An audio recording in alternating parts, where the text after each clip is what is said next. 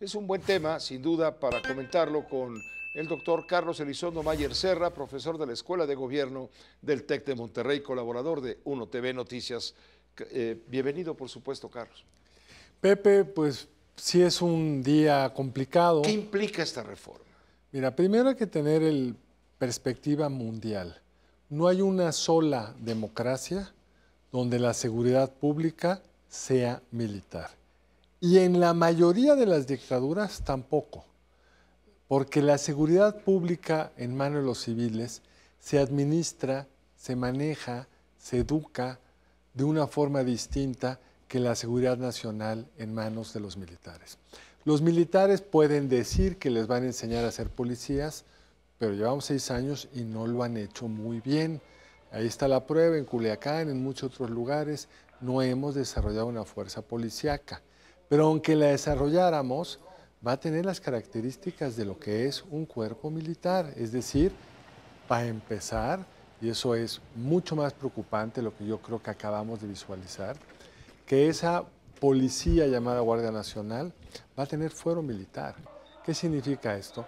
Que si hay una presunta violación de los derechos humanos, que no basta decir que no va a haber, porque en la práctica la operación día a día de una Guardia Nacional pues tiene necesariamente conflictos, esos conflictos no se van a dirimir en el fuero civil, sino en otro lugar donde los civiles no tenemos la representación. En el fuero militar, si un elemento de la Guardia Nacional comete un ilícito, va a ser juzgado por la justicia militar. Eso primero. Y dos, sin duda. Y este es un cuerpo que cada vez adquiere más poder.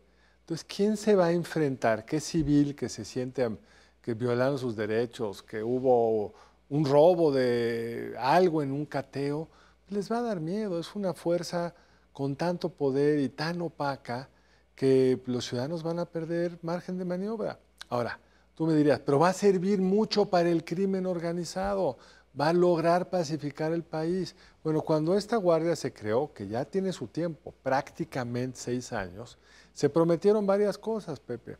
La primera es que iba a ser civil, que era transitorio ese control de los militares. Lo segundo es que iba a pacificar al país, que se iban a desplegar una cantidad importante de elementos y que eso iba a pacificar el país. Se desplegaron los elementos y no se pacificó el país. ¿Por qué? Pues porque la estrategia no tiene la integridad, la formación, los recursos humanos y la voluntad como para poder realmente dar un cambio. ¿Coincides en que sí es un paso irreversible a la militarización? Bueno, es muy difícil revertirlo porque se está plasmando en la Constitución, porque ya lo vimos, el partido en el poder y sus aliados son disciplinados. De nada sirve que en su momento fueron los críticos más fuertes de la militarización, como recordó la diputada del PAN, juntos pusieron una controversia constitucional contra una ley de Peña Nieto, que también era un civil a cargo de las Fuerzas Armadas. El argumento de Sheinbaum no se sostiene.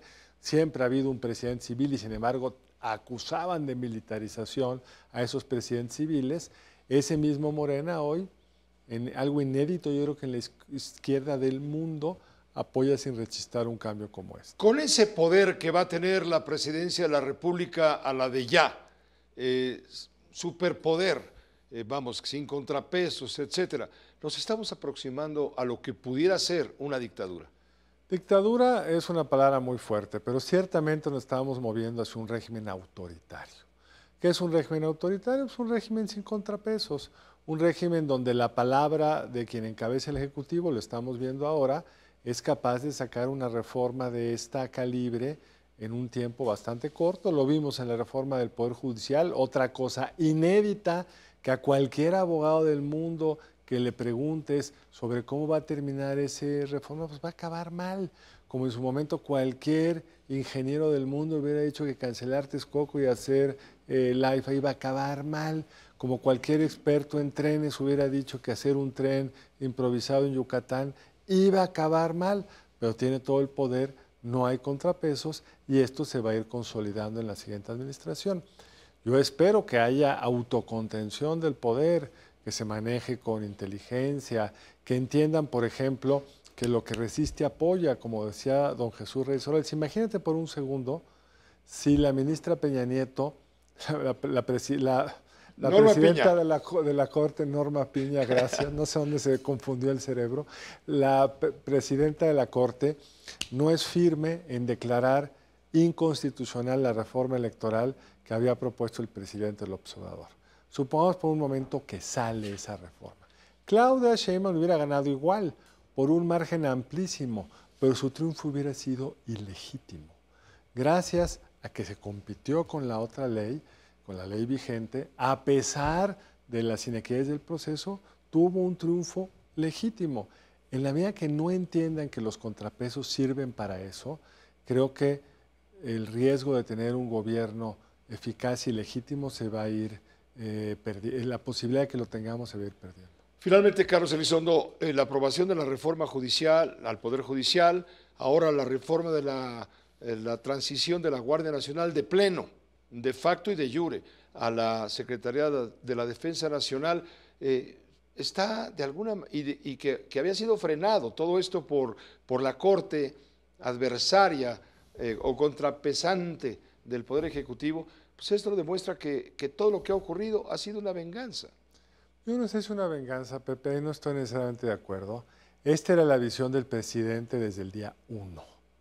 Cuando creó la Guardia Nacional, no tenían los votos para sacarla como militar, acordaron va a ser civil, pero transitoriamente militar, y sin cambiar la constitución dijo no me importa y lo voy a hacer como yo quiero.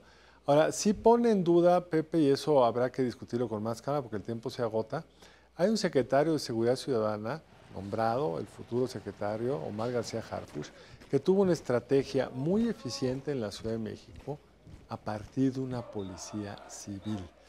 Y él va a ser el encargado de la seguridad y coordinar estas fuerzas del ejército o de las Fuerzas Armadas es un reto mayor, pero creo que habrá que ver todavía muchos de los ajustes dentro de la propia ley orgánica de la administración pública. Como siempre, muchas gracias, Carlos, que estés muy bien. Al contrario, gracias a ti, Pepe.